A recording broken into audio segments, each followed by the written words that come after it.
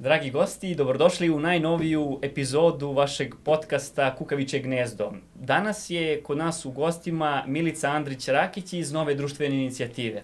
Milice, dobrodošla. Hvala, bolje vas našla. Kako se osjećaš danas? Pa ne tako dobro. Mislim da još osjećam stres od prethodnih dešavanja 13. oktobra i ranijih nedelja pre toga. Veliki je bio pritisak i na civilni sektor da se objasni šta se dešava. Pritisak od medija prvenstveno.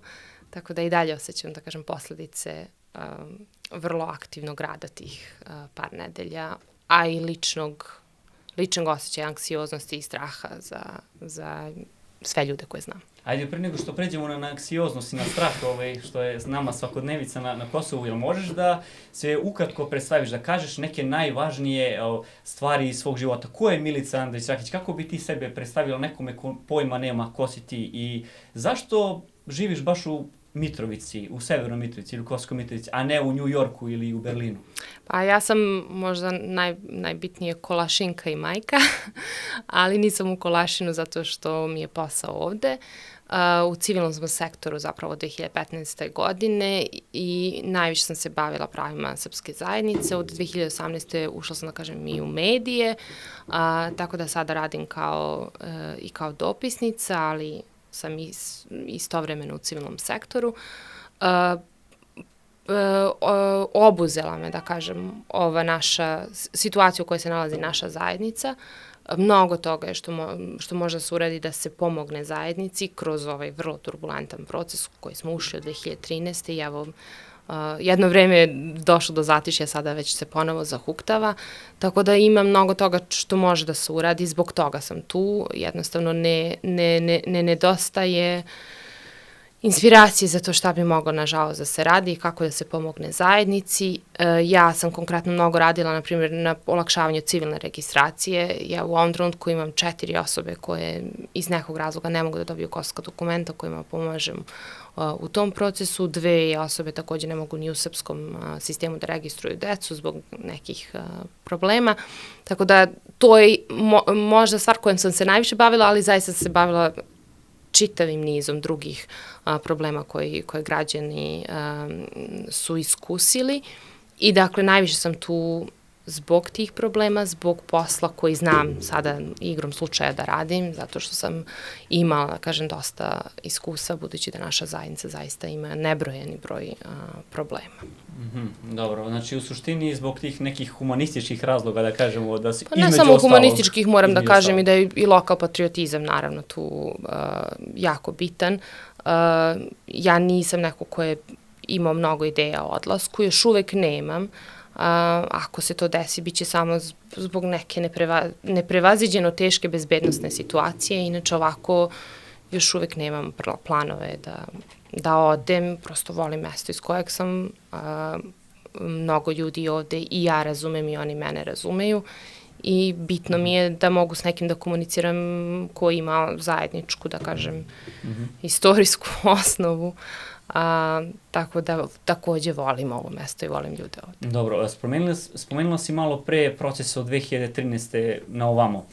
Jel možeš da mi kažeš onako koja je tvoja generalna ocena, da li su manjinske zajednice, pogotovo srpska zajednica na Kosovu, imala više koristi ili štete od tog procesa, kako god na to gledali? To je vrlo teško da se odredi. S jedne strane, neke stvari u životu jesu postale jednostavnije. Dobili ste i pristup, na primjer, većem broju radnih mesta iz prostog razloga što je počeo da se ustanovio se kosovski sistem i onda samim tim je bilo više mogućnosti za zapošljavanje. Pojačali su se kontakti između zajednica, to je definitivno tako. Ja tu ne mogu da vidim ništa loše kada imate Srbe i Albance koji više komuniciraju. To je prosto korak ka nekom normalnijem životu. Neke stvari su se pojednostavile u smislu pristupa uslugama u kosovskom sistemu, ali su se onda s druge strane iskomplikovale za pristup uslugama u srpskom sistemu. Dakle, evo sada ako imate neke sudske sporove, morate da idete u Leskovac u srpskom sistemu. To je onda komplikovanije. Onda sad ove pojedinačne krize koje se dešavaju su zaista stresne za ljude. Tako da dosta je izmešano, ali eto isto smo jedna pozitivna, ajde da kažem, strane što smo bilo je malo više pažnje i donatora na ovaj naš region, kako smo mi to ostvarili u smislu investicija, to je zaista upitno, ali nije da nije bilo mogućnosti da se i opštine razvijaju, na kraju krajeva i civilni sektor, tako da je dosta prilika imalo, možda nisu najbolje iskorišćene, to tek treba da se vidi, ali mnogo je teško da se sada oceni šta je doneo ovaj proces zajednici i bit će teško do samog zaključenja procesa, odnosno do postizanja tog sveobuhvatnog sporazuma. Ajde da se zastanemo ako nemaš šta protiv na temi nevladinog sektora, odnosno civilnog sektora i brojnih investicija, rekao bih milionskih, koji su se slile u nevladin sektor. Da li misliš da nevladin sektor na Kosovu, dakle kao onaj srpski, tako i albanski, da ih tako da kažemo podelimo, su imali neki opipljiv uticaj ili utisak ili šta god, znači neki opipljiv rezultat kod lokalnog stanovništva i u čemu se ono ogleda? Samo u interakciji između zajednica. Tu zaista ima rezultata. Većina mladih ljudi iz srpske i albanske zajednice koji se sretnu se na aktivnostima nevladinih organizacija. Nemate vi ovde priliku da se mladi sretnu u nekom spontanom, ne znam, šetajući negdje ili ispijajući kafu, to prosto neće da se desi da se dogodi ta vrsta kontakta između mladih Srba i Albanaca. Dakle, ti kontakti su olakšavani isključivo kroz aktivnosti nevladinih organizacija i mislim da je to jedini opipljivi rezultat do danas. Da li je to dovoljno? Da li je ta interakcija dovoljna? Nije. Srpski civilni sektor ni ne može više da uradi, jer je u, da kažem, dvostrukom ping-pongu između kosovskih institucija i srpske liste koja nije otvorena preterano za saradnju sa civilnim sektorom, ali nisu ni kosovske institucije. Ja kao neko ko je često beležio probleme građana i imala sam relativno često priliku da sa ljudima koji mogu da donesu odluku u nekom ministarstvu, da olakšaju neki proces građanima, ja kada odem sa tim problemom, oni meni kažu, ali vi imate svoje srpske predstavnike. Meni moji srpski predstavnici u tom konkretnom kontekstu ne trebaju, meni treba neko iz, ne znam, ministarstva lokalne samouprave da olakša proceduru za civilnu registraciju. Dakle, prosto, ali kada vas tako da čekaju, šta vi drugo da, mislim, prosto vidite da je sve svedeno na etničku pripadnost i problem koji Srbi imaju treba da adresiraju, takav je stav u kosovskoj vladi i u svim kosovskim vladama, dakle bez obzira ko je na čelu, treba da adresiraju srpski predstavnici. Onda s druge strane kada odete kod srpskih predstavnika, oni nisu zainteresovani, često vide civilni sektor čak i kao konkurenciju, što je zaista prosto nije tako. Zašto? Zar ne bi trebalo da gledaju na civilni sektor kao, da kažemo, neko ko će da probudi neki lokalni građanski aktivizam, neko ko će da pospeši promene u tom nekom pozitivnom društvenom smislu? Zašto to nije slučaj? Da, trebalo bi da je to tako. Dakle, ni u kom slučaju civilno društvo ne može da bude konkurencija političkim strankama, može eventualno samo da bude neko ko ukazuje na probleme koji, eto, oni možda ne stižu da analiziraju ili prosto se bavi nekim analizama za koje oni nemaju vremena ili prosto nisu uvideli, ali ukaže im se na neki novi problem i onda mogu da probaju da ga reše. To bi idealno trebalo tako da funkcioniše, ali ne funkcioniše, verovatno zbog toga što Srpska lista ima potrebu da u potpunosti kontroliše svaku interakciju sa kosovskim institucijama. Pretpostavljam da je tu problem i ne žele da iko detaljnije zagleda u te odnose, ali ljudi su ti koji pate, koji imaju problem, koji ne mogu da se, ne znam, registruju, ne mogu da izvede ličnu kartu, ne mogu da otvore račun u banci, ne mogu posledično ni da se zaposle. Tako da mora da se pravi malo bolji balans između kontrole procesa integracije i pomoći onim ljudima koji probleme imaju zbog dosadašnjeg procesa integracije koji je već završen. Ali, nažalost, nema sluha još uvek za to i meni je baš zbog toga žao, ali to je jedan od razloga zbog čega je srpski civilni sektor u tom kao što sam rekla, ping-pongu između kosovskih institucija i srpskih političkih predstavnika. Što se tiče kolega iz većinske zajednice, mislim da kod njih dosta nedostaje kritičkog glasa, ja sam to njima vrlo otvoreno govorila.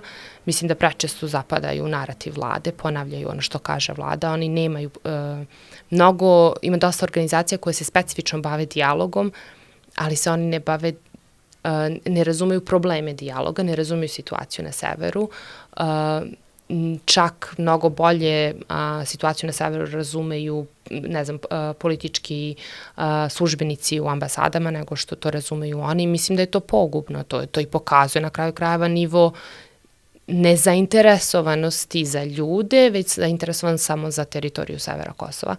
I mislim da to ne može da vodi ničemu dobrom, ali stoji činjenica da to jeste sada tako i prosto baš nedavno sam od jednog istaknutog člana Kosovskog civilnog društva dobila komentar kada sam rekla da je neprihvatljivo da prvo kosovska vlada nije razumela koliki će uticaj njihova odluka o reciprocitetu, odnosno isključivanju srpskih KM tablica iz odluke o reciprocitetu, dakle to što im nisu izdavali probne tablice, odnosno samo hteli da konfiskuju, da je neprihvatljivo, da oni nisu razumeli do koje mere će to zapravo uticati na ljudi, koliko zapravo takvih automobila ima ovde. Da oni kažu, ali to nekoga u Kačaniku ne interesuje. Pa ni ne treba taj čovek u Kačaniku glasa za nekoga ko treba da vodi računa o tome kakve odluke donosi i treba valjda da ima sve informacije pre nego što donese sve odluke.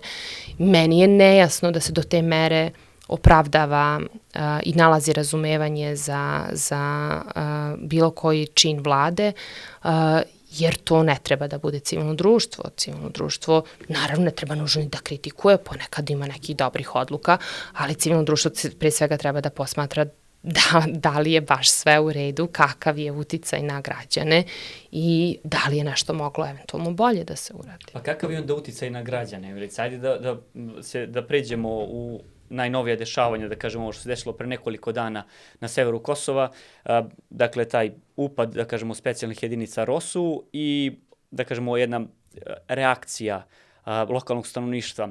Da li misliš da je ta reakcija bila, da kažemo, prirodna ili je bila, da kažemo, u nekim kontrolisanim uslovima sprovedena? Koji je tvoj utisak neki? Mislim, verovatno je odgovor oba.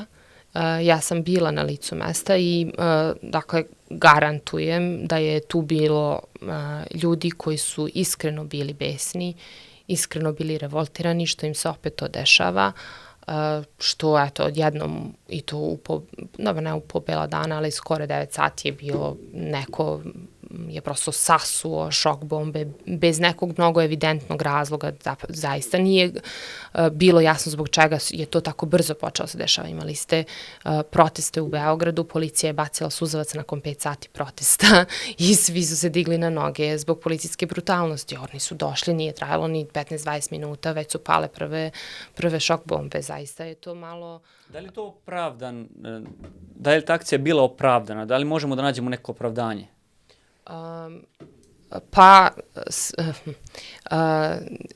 Imajući u vidu da mi ne znamo kako bi ta akcija izgledala da je sprovedena u potpunosti uspešno, jer ona je evidentno neuspešna. Dakle, znamo da je se tragalo za 5 osoba na severu, 18 ukupno, ali 5 osoba na severu. 3 su uhapšene, 2 nisu uhapšene, u bekstvu su, to je traga se za njima. I znamo da je trebalo da se pretrese 8 lokacija ili 9, a pretresena je samo 1. Dakle, evidentno nije uspešna akcija, posebno ne u tom delu gde je ona trebala da služi kao akcija prikupljanja dokaza. Jer dokazi su vrlo, da kažem, tanki. Ono što je objavila kosovska policija, tu se vidi neko skladište, pritom zapravo nema naglaska da se radi o skladištu na severu. Oni su tada tvrde da su sprovodili akciju u drugim gradovima na Kosovu, ali pretpostavimo da je na severu. To skladište ima robe unutra koje može da opremi samo srednje veličine market, dakle to nije sad nešto, ne znam kakva zaplena. Dakle, sa te policijske strane je akcija totalno neuspešna bila. Zašto je onda sprovedena? Da li misliš da su u nekom trenutku shvatili kako ne mogu da je sprovedu fizički ili je akcija sprovedena iz nekih drugih razloga? Dakle, uglavnom, to sam sada htela kažem, dakle, policijski ja ne vidim opravdanje za ovakvu akciju jer je bila onda stravično neuspešna i moglo je da se očekuje da će da bude takva reakcija, budući da smo imali tenzije sa specijalnom policijom pre samo nedelju i po dana pre toga. Dakle, policijski ona nije opravdana i iskustvo nama do sada ovde govori da se specijalne jedinice ovde šalju isključivo iz političkih razloga, ne nužno policijskih. Kada pogledate i preostale akcije, nijedna isto nije bila uspešna. Kada je bilo hapšenje 2019, isto zbog krijumčarenja, kada je zapravo veliki broj policajaca uhapšen, znači prvog dana uhapšeno 10 ljudi uz veliku pompu i incident u Zubinom Potoku, i onda u narednim danima je pohapšeno još 1/4-5 ljudi bez ikakvog problema. Dakle, pokazano je tada da je ipak to hapšenje moglo da se sprovede mnogo efikasnije. Ali od tih ljudi koji su tada pohapšeni, većina ih je oslobođeno. Do pre par meseci samo ih je 5 bilo na suđenju i to im se isključilo to najznačajnije, da kažem, krivično delo, organizovani kriminal, opet zbog nedostatka dokaza. Dakle, i to pokazuje da te akcije jesu samo pompezne, ali evidentno ili ih ne prati dobra istraga, ili ih ne prati dobro prikupljanje materijalnih dokaza. Dakle, ja verujem da je to sprovodila regionalna policija, to je region Sever, uz interventnu svoju jedinicu koja jeste bila isto tog dana na terenu i pripadnike istražne jedinice za privredni kriminal iz Prištine, verujem da bi bila nešto uspešnija akcija, a definitivno ne bi bila ovoliko primećena. Tako da ja mislim da je bilo neopravdano. I mislim da zapravo zato što se tako jako i upadljivo krenulo u tu akciju je nastalo svo to komešanje. Možda reakcija građana ne bi bila tako žustra da se na samom početku akcije nije desio nesporazum. I opet ja u ovom trenutku mogu samo da verujem da je to nesporazum, ali nisam sigurna. Samim tim što su oni ušli u apoteke, imajući u vidu novembar 2020. kada smo imali onu inspekciju takođe, ali u apoteci na centru kada je bilo isto protest, ali nikakvih problema nije bilo između policije i građana, do vikivanja jedino. Ljudi su pomislili da je to akcija usmerena protiv apoteka, odnosno inventara apoteka i da će se lekovi pleniti i zbog toga je mnogo njih bilo besno. Ja kažem, bila sam tu na licu mesta, koga god da sam pitala, svi su bili uvereni da je to akcija protiv apoteka, a ne protiv nekog vlasnika, slučajno vlasnika apoteke. Mislim da je tu nastao ogroman nesporazum, da su tada ljudi malo žustrije reagovali, moguće da se policija i uplašila, onda su oni dosta žustro reagovali i onda se desilo posle i premeštanje tenzija na Zvečani. Znamo svi posledice i zaista iz svih ovih razloga mislim da je to bila jako neinformisana odluka. Najzad bih da kažem, mi nismo dobili informaciju iz Prištine koje tužilaštvo vodi postupak. Mi smo dobili informaciju da je tužilac Srbin. Međutim, u specijalnom tužilaštvu u Prištini nema Srba. Dakle, to nije slučaj specijalnog tužilaštva. Ja sam se kasnije onda raspitala i dobila potvrdu da to jeste slučaj osnovnog tužilaštva u Mitrovici. Dakle, ako lokalno tužilaštvo vodi istragu, lokalno tužilaštvo, kao što znamo, uvek se najviše oslanja na lokalnu policiju, sigurno su oni pomagali u istrazi. Zašto nije mogla lokalna policija da završi i raciju istragu? Naravno, uz asistenciju, verovatno bi svakako morao postoji asistencija interventne policije, ali kao što rekao, region Sever ima svoju interventnu jedinicu. Zašto su tu morali da budu specijalci, to zaista meni nije jasno. Dakle, posebno imajući u vidu da je to lokalna istraga, to je istraga lokalnog tužilaštva, nije specijalnog tužilaštva u Prištini. To je jako zanimljivo. Najzad, izvini, pritom još nismo saznali šta se desilo sa osumnjičenima. Obično, kada imate ovako pompezne akcije suzbijanja krijumčarenja, odmah se saopšti možda gledaoci ne znaju, da objasnim, postoje dve vrste pritvora koje možete da dobijete. Policijski pritvor od 48 sati koji nalaže tužilac bez odluke suda, a ako mora da postoji odluka suda, ako je do 30 dana, onda mora da postoji odluka suda. Mi nemamo informaciju da je ljudima određen 30-dnevni pritvor, što znači da vrlo verovatno ti ljudi koji su tako pompezno pohapšeni su možda već i pušteni, ali svejedno nemamo informaciju šta se tu desilo. Dakle, vrlo, kažem, pompezno najavljena akcija za borbu protiv krijumčarenja, nije nam jasno ni šta je konfiskovano, ni kakve su mere preduzete protiv ljudi za koje je bilo potrebno potegnuti takvu snagu da se pohapse, što meni uliva nepoverenje i u Kosovsko ministarstvo unutrašnjih poslova, to jest verujem da su ovo iskoristili da politizuju situaciju na severu, ali nešto nemam ni onda poverenja da je zaista ovo neki veliki udarac krijumčarenju. Okej. Pa ako je već situacija tako lako mogla da bukne i to se ne dešava naravno prvi put na severu Kosova, da li onda strahuješ ili imaš možda neki logički sled razmišljanja kako bi mogla se odigra neka slična situacija na severu Kosova, jer nedavno smo imali izjave političkih zvaničnika Srbije gde su oni jako adamantni u tome da će postojati neka reakcija sa druge strane ukoliko se ponovo nešto slično dogodi. Da li imaš neki stav prema tome? To zavisi od nivoa eskalacije sukoba. U tom slučaju, verovatno, ljudi ovde i opet nekih formacija kosovske policije ili, ne daj Bože, i KBS-a, ali u trenutku kada se to desi, to je onda je, da kažem, pređen Rubikon i to je onda tačka bez povratka i mislim da bi to već bio scenario podele, u ovom slučaju čak ne ni razmene teritorija, nego podele, koji bi imao, ja se plašim, drastične posledice po srpsku zajednicu na jugu, ali isto tako moram da kažem da ja osjećam već dugo vremena da jeste takva atmosfera. Dakle, ja od 2011. nisam osetila ovoliku netrpeljivost između zajednica i nisam osetila toliku atmosferu za sukobom i potencijal za tako drastičnim rešenjima kakva bi, na primjer, bila podela ili, da kažem, ne nužno odcepljenje, jer mi ne znam kako bi se politički to posle završilo, ali, da kažem, uspostavljanje kontrole srpskih bezbednostnih formacija nad severom Kosova. Ok, znači misliš da postoji potencijal za to?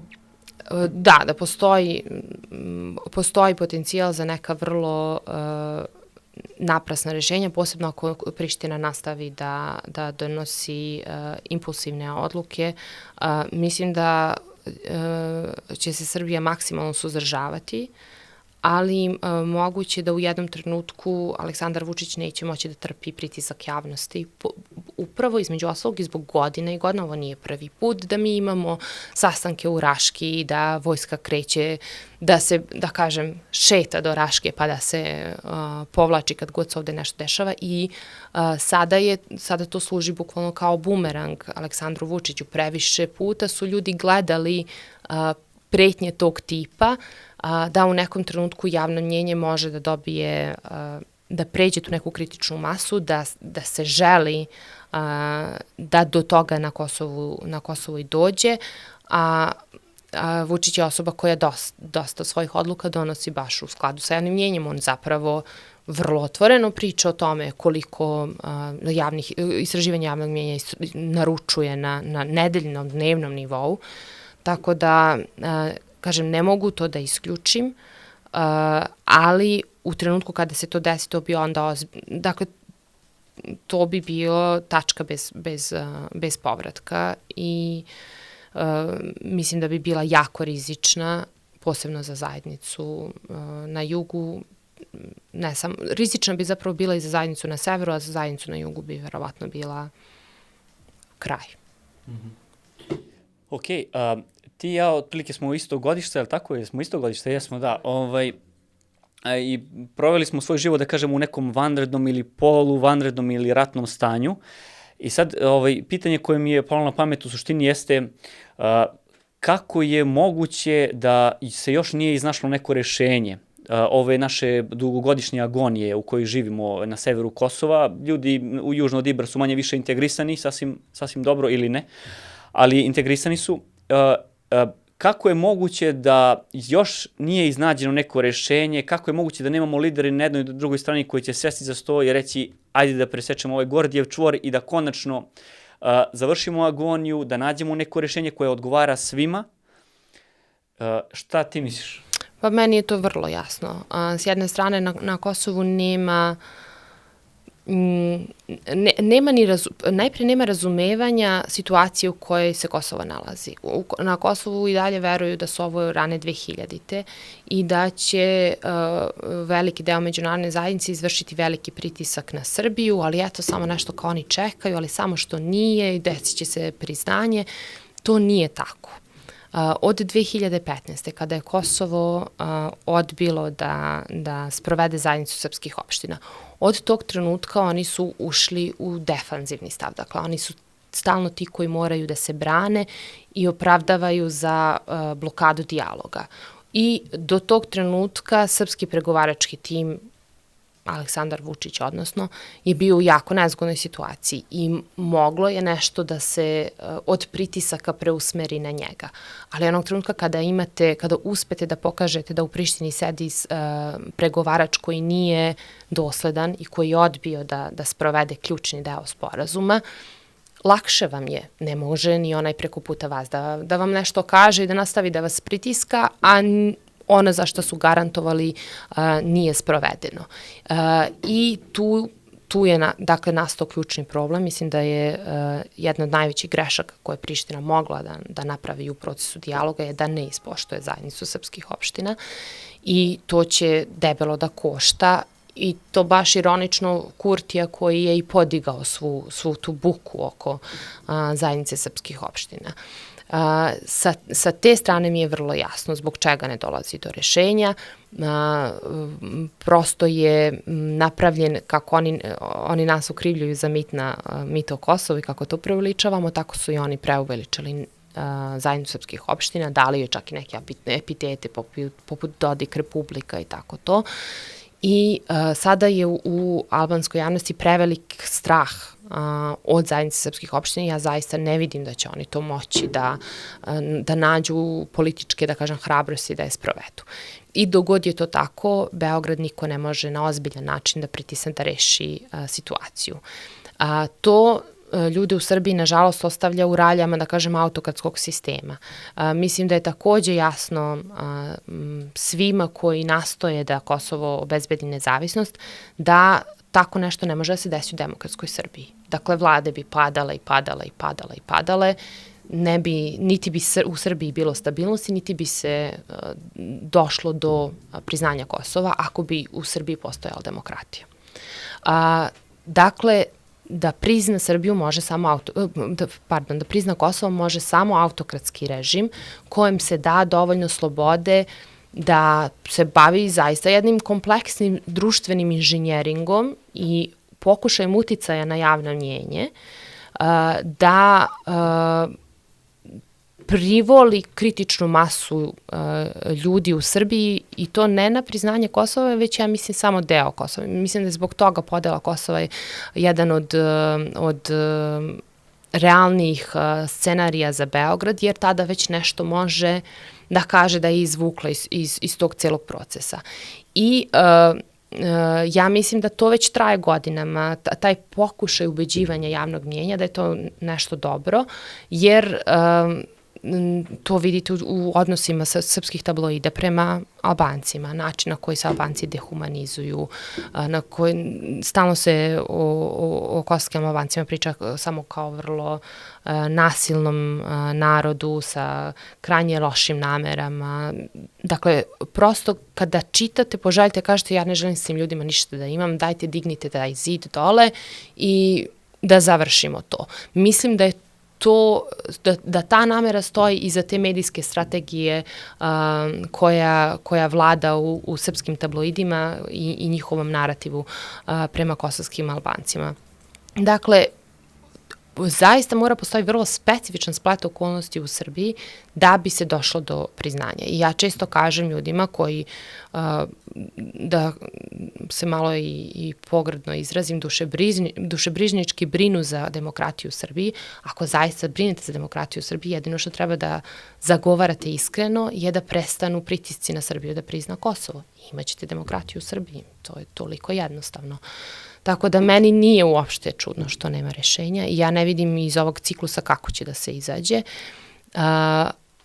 Na Kosovu, kako čujem sada i od pojedinih predstavnika međunarodne zajednice, vlada, oni kažu, osvežavajuća samostalnost, kažu da nova vlada tako voli sama da odlučuje, da ne voli mnogo da se konsultuje, da ne voli mnogo i da promišlja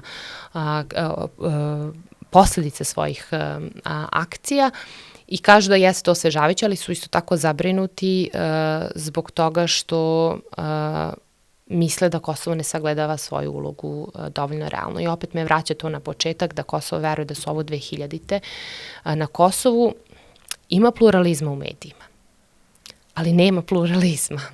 Jer ljudi koji su u medijima, koji govore, to su sve isti analitičari koji, da kažem, uljuljkavaju Kosovo u toj iluziji da su ovo rane 2000-te.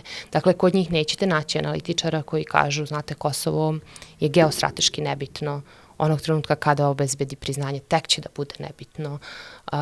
Kosovo mora da se otvori ka svetu jer nema proizvodnje. Dakle, nećete to naći. I evo i sada kada se sve ovo dešavalo na severu, ja sam neko ko ima mnogo kontakta sa albanskim novinarima, mene niko nije pozvao. Ja sam dala izjavu za 14 različitih medija, kontaktirana sam čak bila i od strane Guardiana, dakle to su regionalni mediji Srbije, ovde naši lokalni mediji. Nijedan medij koji izveštava na albanskom me nije pozvao da objasnim šta se dešava na severu. I sad naravno nije stvar u meni, ja nisam videla ni jednu osobu sa severa koju je dat prostor da objasni. I u javnosti dole se zaista nije ni znao dok Bisljimi nije dogovorio sa Petkovićem taj 6-mesečni rok za rešavanje KM tablica, oni do tog trenutka nisu znali da su problem KM tablice. To nije normalno da vi imate jedan deo teritorije koju smatrate svojom, imate građane tu koje smatrate svojim i vi njima ne dajete nikakav prostor da oni bilo šta objasne, jer oni šta god da kažu, to je srpska propaganda. Mnogo je to opasno za pluralizam u albanskom društvu, jer džabe da vi imate mnogo medija koji su kritični ka vladi ili nisu kritični ka vladi, dakle to zaista ima dosta medija koji su ovako ili onako orijentisani, to je vrlo vidljivo. Ako ti mediji ignorišu deo svog stanovništva, onda zapravo istinski nemate pluralizam. Da li onda imamo pluralizam među srpskim narodom na Kosovu, ako smo već potegli temu da nema pluralizma u albanskom društvu na Kosovu? Da li ga ima u srpskom ili u nealbanskom? Da, političkog pluralizma nema. Mislim, duše mi sad imamo 6 opština gde imamo 610 opština gde imamo alternativu srpskoj listi, kandidatima srpske liste, dakle alternativu iz srpske zajednice, iz albanskih, ih ima, ja mislim, u svim opštinama, ali alternativu iz srpske zajednice imamo u 6 opština, s tim što prisutnost tih ljudi u medijima nije adekvatna, niti oni imaju dovoljno resursa, naravno, da se na drugi način oglašavaju i kada se oglase trpe pritiske zbog toga i to od vlade Srbije. Mislim, niko ne može da ima resurs dovoljno jak da može se suprotstavi vladi Srbije. I dok god imamo situaciju da vlada Srbije ne samo otvoreno podržava jednu listu, to je jednu partiju, nego govori protiv drugih, to je problematično. Dakle, problematično je i samo podržavanje, ali bar da se ne zastrašuje druga strana bi bilo, da kažem, korak napred. Tako da dok god imamo takvu situaciju da se da vlada kaže za koju partiju treba da glasamo, a ne da Srbi glasaju pa da vlada uspostavi Srbi na kraju krajeva kontakt i saradnju s njom, jer to Srbima sa Kosova niko ne može da ospori, pravo na veze sa Beogradom, niti je to realno. Mi smo kao zajednica mali, nema mnogo kapaciteta, naravno da nama treba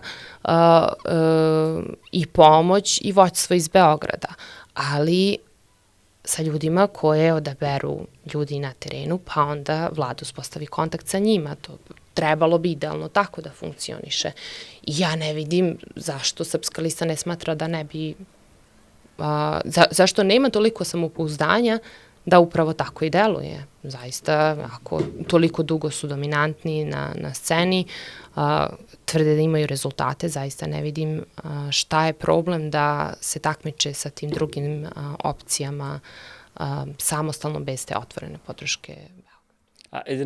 Na krilima tog pitanja, jel s tebi čini da bi u Briselu sa srpske strane Srbe sa Kosova trebalo da predstavlja neko ko je odavde, ko ovde živi?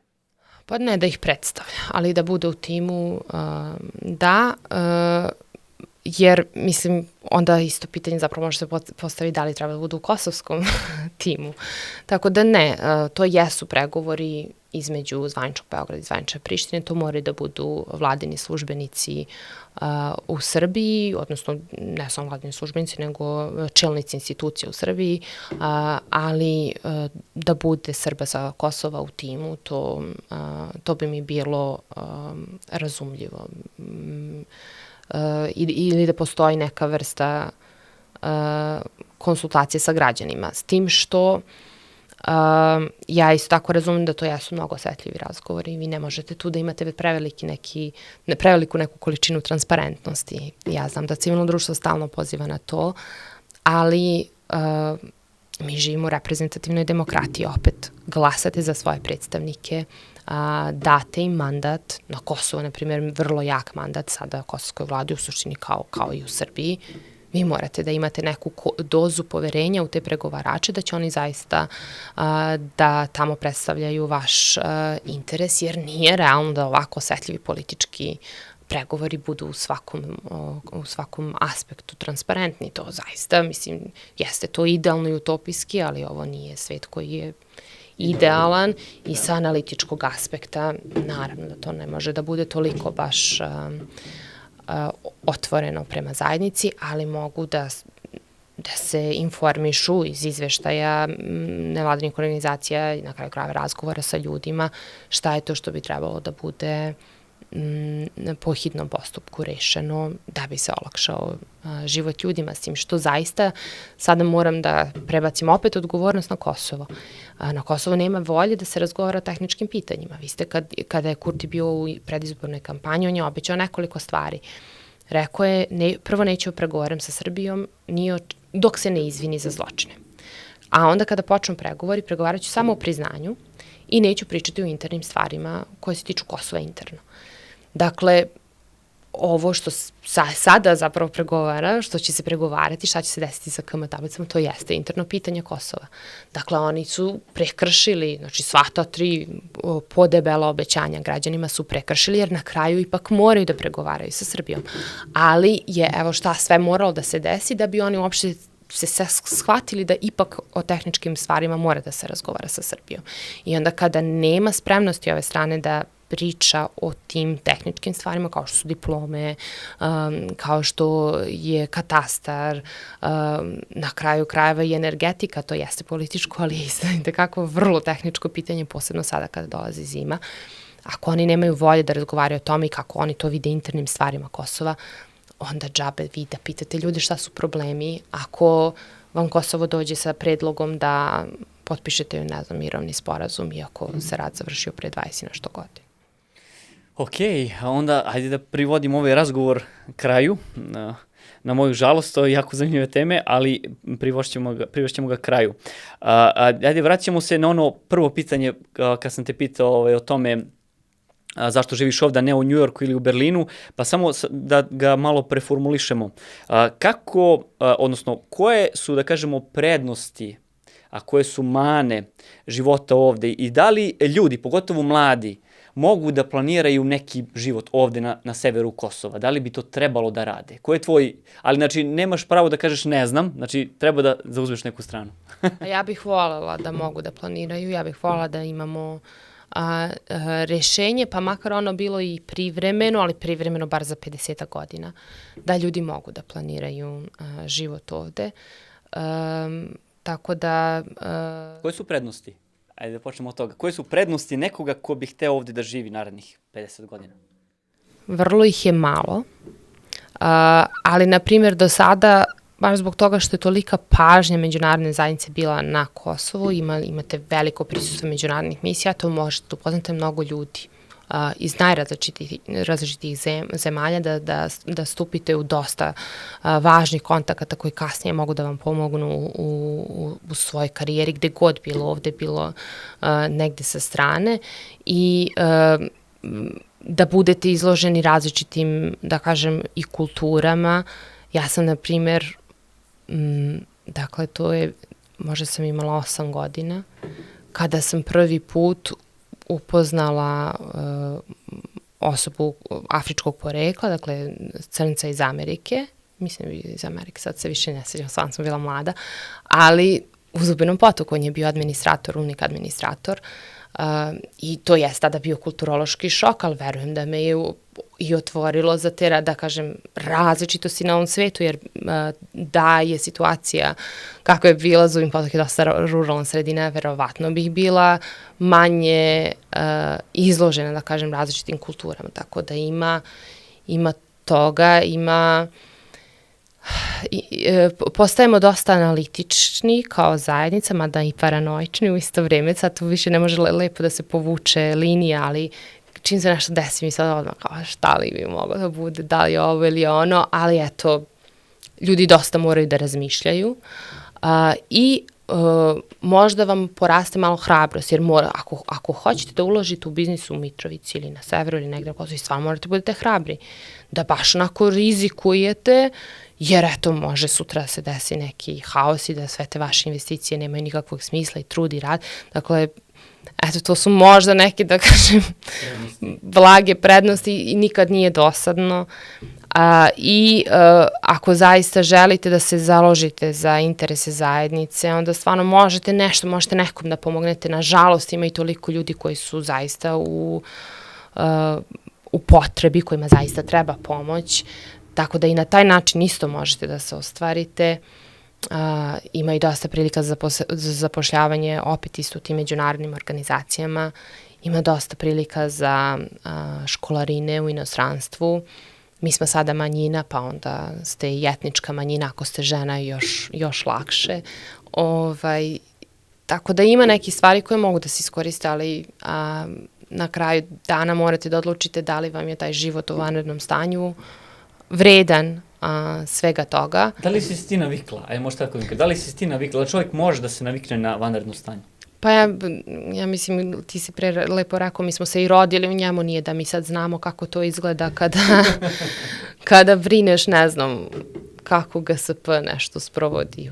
Mislim, to nisu, nažalost, jutro sam baš rekla u jednom uključenju, naši izbori ovde lokalni, to nikakve veze nema sa lokalnim izborom, to je geostrateški izbor, jer to da vlada Srbije ima jednu političku opciju u koju ima potpuno poverenje ili na kraju kraja potpunu kontrolu nad njom, kako god to hoćete da gledate, to je garancija za Srbiju da šta god da dogovori sa Prištinom će moći da sprovede i to je deo njenog kredibiliteta u tom procesu. Kažem, mi imamo ljude koji, nema, ako sam ja rekao, to će da bude tako, nismo mi kao Albanci, da mi kažem bit će za svoj, onda kao nema toga ništa.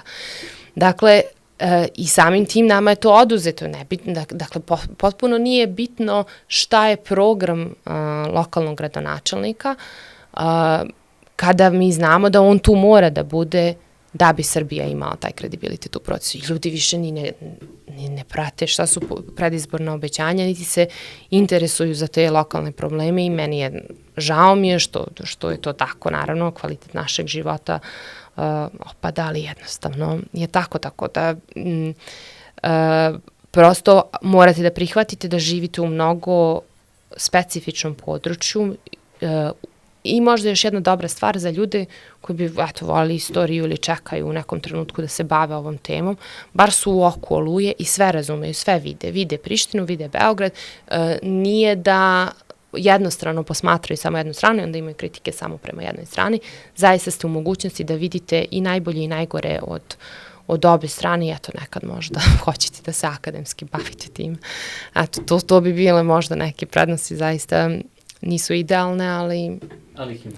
Ali da, i naravno verujem da ima onih ljudi koji su prosto žele da srpska zajednica opstane na Kosovu i vide i svoj život ovde kao doprinos toj želji, tako da ima i toga. Ok, super, onda smo završili na nekoj pozitivnoj noti. To su bila samo moje pitanje za tebe, Milice. Jel ti imaš nešto mene da pitaš ili možda naše kamermana? Ne, mislim da smo dosta proćaskali i pre ovoga i imam sam da vam se zahvalim na ovoj prilici da učestvujem u ovom podcastu. Link je organizacija u čijem sam uspostavljanju dosta, verujem, pomogla.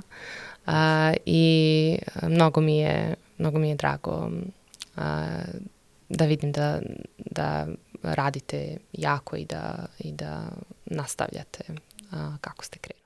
Ok, hvala ti mnogo, Milice, na jako zanimljivom razgovoru. Dragi gledalci, hvala vam što ste nas ispratili u najnovijoj epizodi Kukavičjeg gnezda. Ćao, vidimo se sljedeći put.